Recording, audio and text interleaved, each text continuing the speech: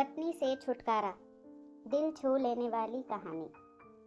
एक दिन पति पत्नी में बहुत झगड़ा होता है और झगड़ा करने के बाद बेटा अपने पिता के पास जाता है और बड़ा परेशान होकर बोलता है, मैं अब मेरी पत्नी के साथ एक पल भी नहीं बिता सकता। वो मुझे आंखों में चुभने लगी है। कभी कभी मुझे लगता है कि मैं उसकी जान ही ले लूं, लेकिन मैं जानता हूँ ऐसा करके मैं और ज्यादा मुसीबत मोल ले लूंगा। पिताजी, मैं आपके पास आया हूँ, अब आप ही मुझे कोई रास्ता बताइए। पिताजी ने एक गहरी सांस भरी और बोले, देखो बेटा, मैं तुम्हें तुम्हारी पत्नी से छुटकारा दिला सकता हूँ। मेरे पास एक धीमा सा जहर है जो इंसान को धीरे धीरे खत्म करता है।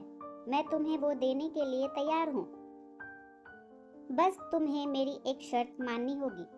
दरअसल ये शर्त भी तुम्हारे भले के लिए ही है। तुम्हें आज से ही अपनी पत्नी से अच्छा व्यवहार करना होगा, उससे प्यार से बात करनी होगी, उसका एक बच्चे की तरह ख्याल रखना होगा, उसकी बातें, उसकी शिकायतें सुननी होगी। और ये सब इसलिए ताकि जब वो मरे तो किसी को तुम पर शक ना हो। थोड़ी देर तक वहाँ पर एक शांति छाई रही।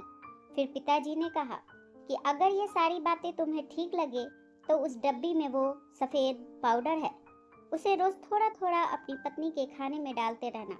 बेटे ने वो डब्बी उठाई और वहां से चुपचाप चला गया। ये 30 दिनों बाद बेटा फिर से जब पिता के पास वापस लौटा तो उसकी आंखों में आंसू थे, उसके चेहरे पर पश्चाताप की भावना थी। वह अपने पिता के पैरों में गिर पड़ा और बोला, पिताजी, मैं अब अपनी पत्नी को नहीं मारना चाहता, मैं उससे बहुत प्यार करता हूँ।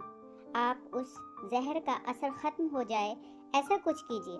पिताजी ने अपने बेटे को उठाया और बोला, डरो मत, उस डब्बी में सिर्फ चावल का आटा था, असली जहर तो तुम्हारे मन में था, और मैंने जो तुम्हें शर्त बताई थी वो उस जहर का तोड़ था।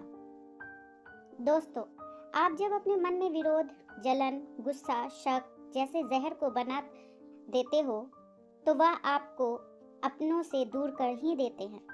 उनसे निपटने का यही तरीका है कि अपनों की बात सुने, अपनों का ख्याल रखें, दया भाव रखें, माफ करना सीखें और ज्यादा आशा ना रखें।